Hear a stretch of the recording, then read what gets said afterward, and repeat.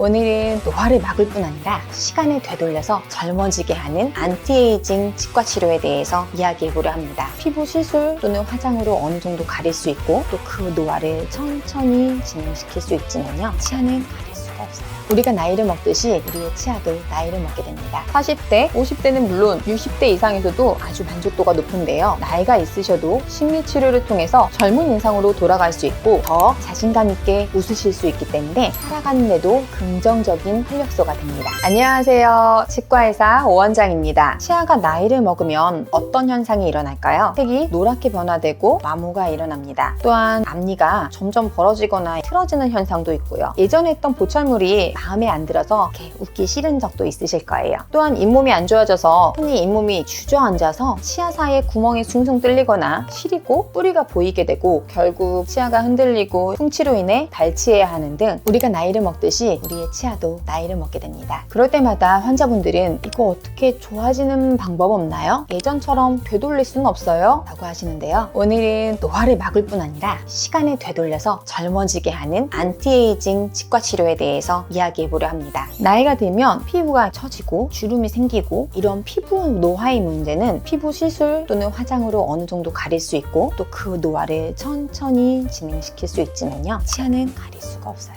얼굴에 피부 관리를 아무리 열심히 하시더라도 치아색이 누렇거나 고르지 않다면 웃을 때마다 치아 때문에 더 나이 들어 보일 수 있어요. 그래서 피부나 성형에도 안티에이징 치료가 있듯이 치과도 안티에이징 치료를 통해서 내 치아를 좀 젊어지게 하는 것이 중요합니다. 간혹 나이가 많아서 심리치료가 중요하지 않다고 생각하시는 분들이 있는데 그런 분들이 오히려 받고 나서 더 좋아하시더라고요. 40대, 50대는 물론 60대 이상에서도 아주 만족도가 높은데요. 나이가 있으셔도 심리치료를 통해서 젊은 인상으로 돌아갈 수 있고 더 자신감 있게 웃으실 수 있기 때문에 살아가는 데도 긍정적인 활력소가 됩니다. 그렇다면 어떻게 안티에이징 치과 치료를 하는지 궁금해 하실 텐데요. 환자분의 상태랑 목표에 따라서 여러 가지 방법을 활용해서 맞춤형으로 진행되기 때문에 저희가 이런 사진을 하나씩 보면서 어떤 치료가 들어갔는지 설명드리겠습니다. 이 환자분은 71세이신데요. 저희 병원에서 임플란트도 8개 하신 분입니다. 저는 사실 신미를 좋아하지만 그 환자분의 에이징에 따라서 치료의 순서를 좀 정하는데요. 다시 말해 이분은 치주 질환으로 하나씩 치아를 발치해야 하는 상황이었습니다. 그래서 임플란트를 해서 나이가 더 들게 되셨을 때 식사를 정말 잘 하실 수 있도록 해드리는 게 제 1차 목표였어요. 어금니 임플란트들이 위, 아래 모두 잘 돼서 최종 세팅날 환자분의 아내분께서 원장님 이 사람 이 앞니 이거 어떻게 안 돼요? 라고 하시더라고요. 사실 환자분의 앞니 또한 조금 흔들리고 있어서 조만간에 또 발치를 해야 하나 하고 생각하고 있던 중에 사모님께서 환자분의 그 누렇고 앞니 사이가 벌어진 게 많이 신경 쓰이셨나 봅니다. 이 사진에서 이렇게 볼 수 있듯 치아의 노화 현상이 모두 담겨 있습니다. 블랙 트라이앵글이라고 하는 치아 사이의 틈 그것도 있고요. 치아 사이가 벌어지고요. 전반적인 옐로이시한 치아 색깔도 있고요. 치아의 모빌리티라고 하는 동요도 그리고 치아 뿌리의 노출도 있었습니다. 젊었을 때부터 잇몸이 안 좋아서 치아 사이가 점점 벌어지고 치아가 앞으로 튀어나온 것 같다고 사모님이 말씀해 주셨어요. 그래서 이 환자분은 각계 치아의 이 동요도도 잡아줄 수 있을 뿐 아니라 잇몸 성형이랑 치조골 성형을 동반해서 울세라믹 크라운 치료를 하게 되었습니다. 어때요? 웃으시는 모습 또한 치료 후에 더 환하게 잘 웃으시는 것 같지 않나요? 그리고 두 번째 케이스인 이 환자분도 70대이십니다. 그 연령대의 환자분들과는 다르게 키도 매우 크시고 정말 예쁘신 어머님이셨는데요. 과거 앞니 보철한 게 변색이 되고 크기도 안 맞고 잇몸이 너무 많이 보여서 매번 손으로 입을 가리고 웃으셨다고 합니다. 이분 또한 어금니 임플란트 때문에 오셨는데요. 임플란트 후에 제가